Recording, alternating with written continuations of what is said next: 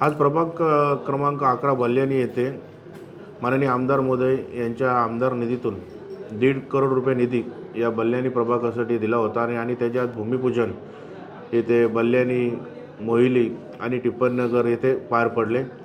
ह्या उद्घाटन समयी येथील स्थानिक नगरसेविका नमिता पाटील, विश्वनाथ भोईर यांचे पुत्र वैभव भोईर, उपशहर प्रमुख अंकुश जोगदंड, विभाग प्रमुख राम तरे, शाखा प्रमुख रोहन कोड, महेश पाटील, राजेश पाटील आणि सर्व महिला आघाडी शिवसैनिक मोठ्या संख्येने उपस्थित होते।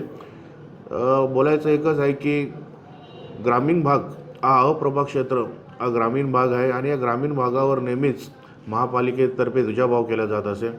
आता आपण बघतो डॉक्टर बाबासाहेब आंबेडकर चौक ते मोहिली मार्गे, फिल्टर प्लॅन मार्गे शांताबाई नगर, डॉक्टर बाबासाहेब आंबेडकर चौक मार्गे उंबरणी गाव हे डीपी रस्ते आहेत। परंतु 1995 पासून हे डीपी रस्ते आहेत तसेच आहेत, जेवढे एक्झिस्टिंग रोड आहेत तसेच आहेत ते। आणि आता जे एवढी त्यांची दयनीय परिस्थिती झालेली आहे की महापालिकेकडे वारंवार पाठपुरावा केला, परंतु याच्यासाठी कुठलीही तरतूद करण्यात आली नाही। जरी तरतूद केली ती फक्त कागदावरच तरतूद केलेली आहे। 2020 पासून नगरसेवकांचा कार्यकाल संपल्यानंतर प्रशासक कार्यकाल आहे। या प्रशासक कार्यकालामार्फत या रोडसाठी कोणत्याही प्रकारचा निधी उपलब्ध नाही करून दिला, परंतु माननीय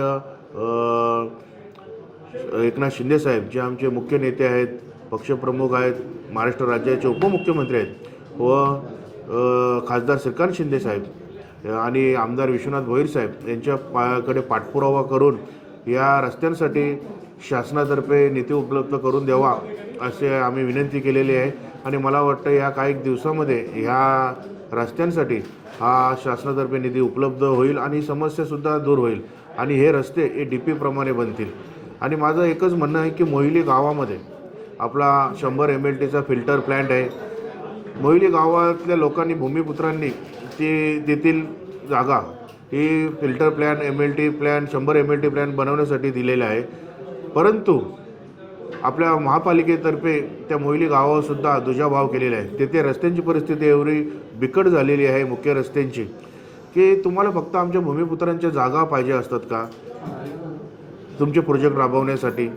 आणि आतासुद्धा दुसरा एक 200 MLTचा पाण्याचा प्रोजेक्टचं काम चालू आहे, तेथेसुद्धा आमच्या स्थानिक भूमिपुत्रांनी कोणताही विरोध नाही केला, परंतु महापालिकेला सुद्धा माझी विनंती असेल की तुम्ही आमच्या गावातल्या भूमिपुत्रांच्या जागा हस्तगत करत असतात, परंतु आमचा भूमिपुत्र कोणताही त्याला विरोध करत नाही, परंतु त्या गावांना तुम्ही सुविधा देणे हे तुमचं कर्तव्य आहे।